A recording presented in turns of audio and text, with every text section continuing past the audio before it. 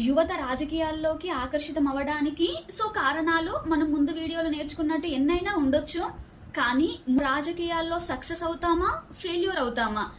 మనం ముందు నేర్చుకున్నటువంటి కొన్ని పాయింట్స్ లో ఏదో ఒకటి ఆశించి చాలా మంది రాజకీయాల వైపుకి మొగ్గు చూపుతున్నారు.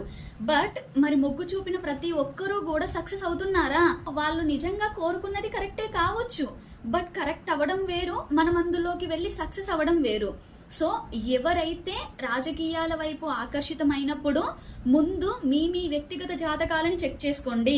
అనవసరంగా సమయాన్ని మరియు ధనాన్ని వృధా చేసుకోకుండా, ఇవి రెండిటికంటే ముఖ్యం ఏంటి అంటే, ఒకసారి గనక అటువైపు ఆకర్షితులయ్యారు అంటే జీవితంలో వెనక్కి రావడం చాలా కష్టం అవుతుంది.